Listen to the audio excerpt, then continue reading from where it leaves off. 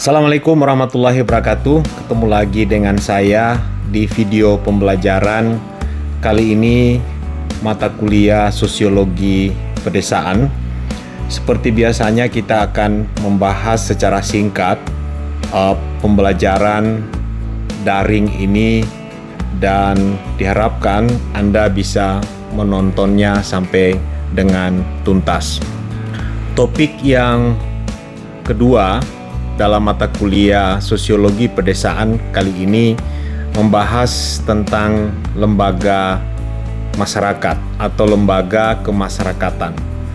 Dalam sebuah desa ada yang disebut dengan lembaga masyarakat. Ini penting untuk dibahas di dalam video pembelajaran untuk mata kuliah Sosiologi Pedesaan pada kesempatan kali ini. Apa itu lembaga masyarakat? Jadi saya ingin share tentang istilah lembaga kemasyarakatan, yaitu kalau dalam bahasa Inggris disebut social institution, namun social institution juga diartikan sebagai pranata sosial. Hal ini dikarenakan mengatur perilaku para anggota masyarakat. Nah, lembaga masyarakat adalah lembaga yang dibentuk oleh anggota masyarakat warga negara Indonesia secara sukarela atas dasar kesamaan visi, misi, profesi, fungsi, dan kegiatan untuk berperan serta dalam pembangunan Republik Indonesia berdasarkan Pancasila. Nah, lembaga kemasyarakatan ini tentu memiliki beberapa tujuan penting. Yang pertama adalah memberikan pedoman kepada anggota masyarakat yang ada di desa, bagaimana mereka harus bertingkah laku atau bersikap di dalam menghadapi masalah-masalah yang ada di dalam masyarakat, terutama untuk memenuhi kebutuhan pokok. Yang kedua, tujuan dari lembaga kemasyarakatan ini menjaga kebutuhan masyarakat yang bersangkutan. Dan yang ketiga, diharapkan dapat memberikan pegangan kepada masyarakat untuk mengadakan sistem pengendalian sosial. Artinya sistem pengawasan dari masyarakat terhadap tingkah laku anggota-anggotanya. Proses pertumbuhan lembaga kemasyarakatan yang pertama, kalau kita melihat bagaimana sebuah lembaga kemasyarakatan ini tumbuh dan berkembang, itu yang pertama ada norma-norma masyarakat. Jadi hubungan antar manusia di dalam suatu masyarakat itu dapat terlaksana sesuai dengan yang diharapkan apabila telah dirumuskan norma-norma yang ada di dalam masyarakat. Jadi norma-norma tersebut terbentuk secara tidak sengaja.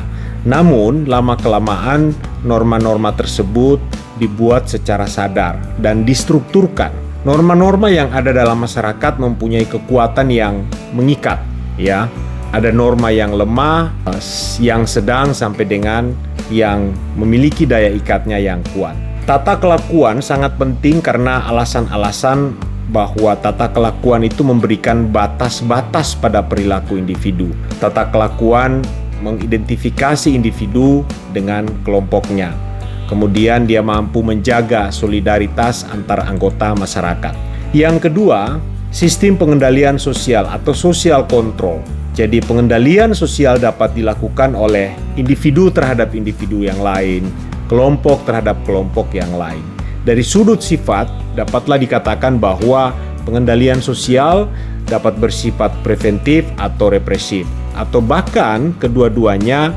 Prevensi merupakan suatu usaha pencegahan terhadap terjadinya gangguan-gangguan pada menjaga keseimbangan atau keserasian. Nah, ciri-ciri umum lembaga kemasyarakatan itu disampaikan oleh para ahli. Yang pertama, ciri umum kelembagaan kemasyarakatan adalah bahwa suatu lembaga kemasyarakatan itu memiliki pola-pola pemikiran atau pola-pola perilaku yang terwujud melalui aktivitas masyarakat. Kemudian yang kedua, ciri dari lembaga kemasyarakatan itu dia memiliki suatu tingkat kekekalan tertentu. Jadi merupakan ciri dari semua lembaga kemasyarakatan. Yang ketiga adalah lembaga kemasyarakatan mempunyai satu atau beberapa tujuan tertentu. Jadi tergantung bagaimana tujuan-tujuan dari banyak kemudian disatukan menjadi sebuah visi bersama atau visi kelembagaan. Yang keempat, mempunyai alat-alat perlengkapan yang dipergunakan untuk mencapai tujuan. Jadi seperti peralatan, mesin, sumber daya manusia, tata kelola organisasi dan seterusnya. Ada juga lembaga masyarakat itu dipenuhi tentang lambang-lambang yang merupakan ciri khas daripada lembaga. Jadi ada logo, ada lambang, ada organisasi daerah, ada organisasi swasta itu biasanya memiliki logo. Suatu lembaga kemasyarakatan itu mempunyai tradisi tertulis ataupun yang tidak tertulis. Itu dirumuskan di dalam tujuan atau tata tertib yang berlaku dalam kelembagaan. Sekarang kita ingin membahas tentang bagaimana tipe-tipe lembaga kemasyarakatan. Jadi menurut para ahli ada tipe lembaga kemasyarakatan yang dapat diklasifikasikan dari berbagai sudut. Yang pertama, sudut perkembangannya, yang bagaimana dia melalui sebuah tahapan-tahapan sehingga lembaga tersebut mulai dari sederhana sampai dengan kompleks. Kemudian ada juga tipe dari sudut sistem nilai yang diterima oleh masyarakat. Misalkan lembaga pemasyarakatan desa. Kemudian dari sudut penerimaan masyarakat, dari sudut bagaimana masyarakat itu mendapatkan manfaat secara ekonomi. Misalkan kelompok atau lembaga masyarakat kelompok tani misalkan. Kemudian ada yang dari tipe berdasarkan penyebarannya. Jadi ada yang dari pusat, ada yang dari provinsi, ada yang dari daerah. Itu secara hierarki dia berjenjang. Nah, kemudian lembaga kemasyarakatan itu memiliki cara-cara di dalam mempelajari bagaimana lembaga itu bisa mencapai tujuan. Nah, tapi dalam posisi ini saya ingin share dari buku Sukanto tentang bagaimana Anda sebagai mahasiswa mempelajari atau menganalisis sebuah lembaga kemasyarakatan. Anda menggunakan beberapa alat analisis yang akan saya sampaikan sebagai berikut. Yang pertama adalah analisis secara histori. Jadi kita atau Anda secara histori meneliti tentang perkembangan dari suatu lembaga kemasyarakatan tertentu. Misalkan diselidiki asal mula, bagaimana lembaga ini lahir, kemudian dia berkembang, dan seterusnya. Kemudian ada analisis komparatif. Dengan analisis komparatif ini maka suatu lembaga kemasyarakatan akan diketahui dalam berbagai lapisan sosial masyarakat. Jadi ada bentuk-bentuk kepemilikan, praktek-praktek pendidikan, banyak ditelaah secara komparatif. Yang ketiga adalah analisis fungsi. Analisis fungsi ini bertujuan kita ingin menelaah tentang lembaga-lembaga kemasyarakatan dengan menganalisis hubungan antar lembaga-lembaga tersebut di dalam satu masyarakat tertentu.